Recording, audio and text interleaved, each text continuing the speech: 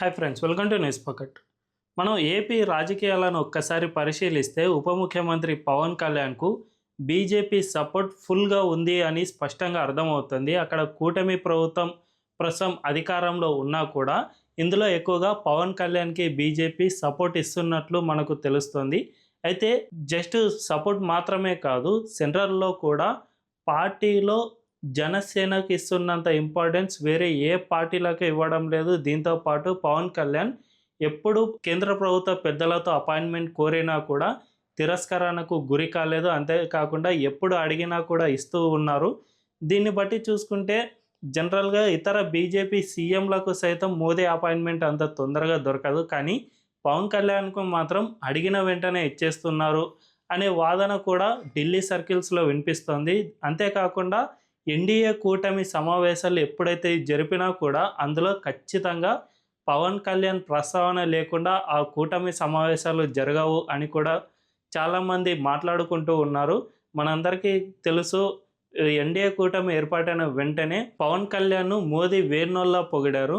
So ఇవన్నీ చూసుకుంటే పవన్ కళ్యాణ్కు బీజేపీ అండ్ ఎన్డీఏ కూటమిలో ఉన్న ఇంపార్టెన్స్ అంతా ఇంత కాదు. అయితే ఆయనకి ఎందుకంత ఇంపార్టెన్స్ ఇస్తూ ఉన్నారు? సెంట్రల్లో చిన్న చిన్న పార్టీలకు ఇంతగా ఇంపార్టెన్స్ ఇవ్వడానికి కారణం ఏంటి? ఇది బీజేపీ వ్యూహమా? అండ్ ఈ అంశం పవన్ కళ్యాణ్కు ఏ విధంగా ఉపయోగపడనుంది అనే విషయాలను మనం ఈ వీడియోలో తెలుసుకుందాం. అంతకంటే ముందు ఈ ఛానల్ను రీసెంట్గానే స్టార్ట్ చేసాం. మాకు మీ సపోర్ట్ ఖచ్చితంగా కావాలి. ఈ ఛానల్ వెంటనే సబ్స్క్రైబ్ చేసుకోండి అండ్ బెల్ ఐకాన్ క్లిక్ చేయడం అస్సలు మర్చిపోద్దు.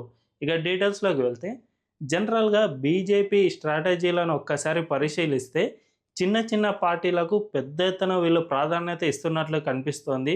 ప్రస్తుతం బీహార్లో ఎన్నికలు జరుగుతూ ఉన్నాయి కదా. ఈ ఎన్నికల్లో కూడా చిరాగ్ పాస్వాన్కు కమలం పార్టీ అత్యంత ఇంపార్టెన్స్ ఇస్తూ ఉంది. ప్రస్తుతానికైతే అక్కడ ఎన్డీఏ కూటమిలో బీజేపీతో పాటు నితీష్ కుమార్కు సంబంధించిన జేడీయూ పార్టీ అతి పెద్ద పార్టీలు. అండ్ ఆ జేడీయూలో నితీష్ కుమార్ తాను మళ్ళీ సీఎం కావాలి అని కోరుకుంటున్నారు.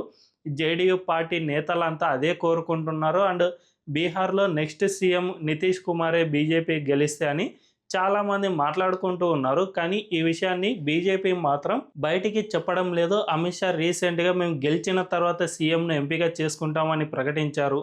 అంతేకాకుండా బీజేపీలో అయితే సీఎం అభ్యర్థి ఎవరు లేరు. కానీ నిజానికి బీజేపీ మనోగతంలో కూడా చిరాగ్ పాస్వాన్ను సీఎం క్యాండిడేట్గా ఎంపిక చేయాలి అని భావిస్తున్నట్లు కనిపిస్తోంది. అందులో భాగంగానే చిరాగ్ పాస్వాన్ను కూడా చాలా సర్వేలు సీఎం అభ్యర్థిగా ఎంతమంది మీరు యాక్సెప్ట్ చేస్తున్నారు అనే ఆప్షన్లలో చిరాగ్ పాస్వాన్ను కూడా ఎంపిక చేస్తూ ఉన్నారు. దీంతోపాటు బీహార్లో ఎన్డీఏ కూటమిలో చిరాగ్ పాస్వాన్ కూడా సీఎం అభ్యర్థికి సరిపడా ఉన్న వ్యక్తే అని చాలామంది భావిస్తూ ఉన్నారు. వీటన్నిటినీ చూసుకుంటే చిన్న పార్టీ చిరాగ్ పాస్వాన్కు సంబంధించి కొన్ని కమ్యూనిటీ అండ్ కొంత రీజన్లో మాత్రమే ఇతని పార్టీ ప్రభావం చూపుతుంది. ఇది ఇప్పుడిప్పుడే విస్తరణకు గురవుతోంది. కాబట్టి ఈ పార్టీ ఎదిగేందుకు బీజేపీ వెనకుండి మరీ ప్రోత్సహిస్తుంది. ఇతనే కాదు, మహారాష్ట్రకు మనం ఒక్కసారి వెళితే అక్కడ రామ్దాస్ అథవాలే అనే రిపబ్లికన్ పార్టీ ఆఫ్ ఇండియా అనే ఒక పార్టీ ఉంటుంది. ఇది దళితులలో ఎక్కువగా కనిపించే పార్టీ. అయితే దీనికి గతంలో ఒక అసెంబ్లీ సీటు లేదు, ఒక ఎంపీ సీటు కూడా లేదు. జస్ట్ ఆ పార్టీ చీఫ్ అయిన రామ్దాస్ అథవాలేకు మాత్రమే కేంద్రంలోని బీజేపీ ఒక ఎంపీ సీటు అంటే రాజ్యసభకు నామినేట్ చేసి అతన్ని ఎంపిక చేస్తుంది. ఆ తర్వాత గతంలో చాలాసార్లు కేంద్ర మంత్రి పదవి సైతం ఇచ్చింది. ఈ విధంగా ఆయనది చిన్న పార్టీనే, జస్ట్ కొన్ని కమ్యూనిటీ కొన్ని వర్గాల్లో మాత్రమే ఆయన ప్రభావం చూపిస్తారు. అయినా కూడా అతనికి అంత ఇంపార్టెన్స్ ఇచ్చి ఆయన్ను సెంట్రల్ గవర్నమెంట్లో కూర్చోబెట్టారు. సో ఇతనే కాకుండా చాలామంది నేతలకు కూడా ఈ విధంగానే బీజేపీ చిన్న చిన్న వారిని చాలా ఎంకరేజ్ చేస్తుంది.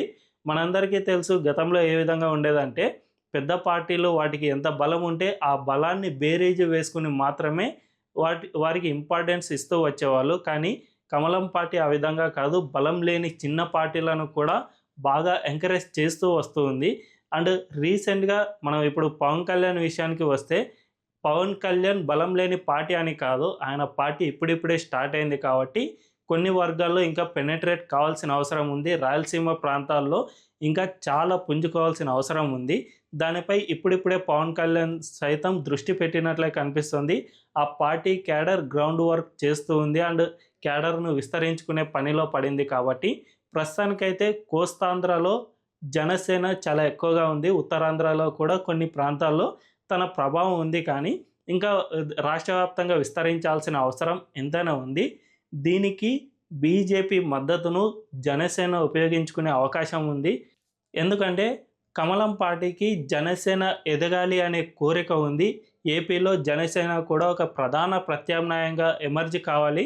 తద్వారా వైసీపీ అనే పార్టీ పూర్తిగా సమసిపోవాలి అంటే ఖచ్చితంగా ఒక ప్రతిపక్షం లేదంటే ఒక బలమైన రెండో పార్టీ కావాలి అనే ఉద్దేశంలో బీజేపీ ముందుకు సాగుతుంది. కాబట్టి వైసీపీని పూర్తిగా సమాప్తం చేయాలంటే ఆ గ్యాప్ను మరొక పార్టీ ఫిలప్ చేయడానికి ప్రస్తుతం బీజేపీకి పవన్ కళ్యాణ్కు సంబంధించిన జనసేన పార్టీ ఒక ఆల్టర్నేటివ్గా కనిపిస్తుంది. కాబట్టి ఖచ్చితంగా ఆయన్ను కమలం పార్టీ ఎంకరేజ్ చేస్తుంది. అందులో భాగంగానే పవన్ కళ్యాణ్ చాలా వరకు ఎన్డీఏ కూటమిలో ఇంపార్టెన్స్ ఇవ్వడం, అడిగిన వెంటనే అపాయింట్మెంట్ ఇవ్వడం, ఆయన అడిగిన వెంటనే తనకు కావాల్సిన నిధులను కేటాయించడం, అంతేకాకుండా తమిళనాడులో జరుగుతున్న హిందూ ధార్మిక సంస్థలకు సంబంధించిన సమావేశాలకు కూడా పవన్ కళ్యాణ్ పిలుస్తూ ఉన్నారు. దక్షిణాది రాష్ట్రాల నుంచి మరే ఇతర పార్టీ నుంచి అంత పెద్ద నాయకుడిని ఎవ్వరు కూడా పిలవలేదు.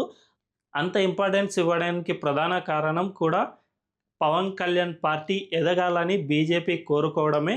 అంతేకాకుండా కమలం పార్టీ సైద్ధాంతిక మాతృ సంస్థ అయిన ఆర్ఎస్ఎస్కు కూడా జనసేనతో ఎటువంటి పేచీ లేదు. ఆర్ఎస్ఎస్ జస్ట్ ఒకటే చూస్తుంది, ఏ పార్టీ అయినా గెలిచినా మాకు పర్వాలేదు, కానీ హిందుత్వ సిద్ధాంతాలు మాత్రం ప్రజల్లోకి చొచ్చుకెళ్ళాలా అండ్ ఆ సిద్ధాంతాలకు ఎటువంటి వ్యతిరేక భావజాలం లేని పార్టీలు అయితే ఆర్ఎస్ఎస్ ఖచ్చితంగా యాక్సెప్ట్ చేస్తుంది. కాబట్టి పవన్ కళ్యాణ్తో అటువంటి పేచీ ఏమీ లేదు.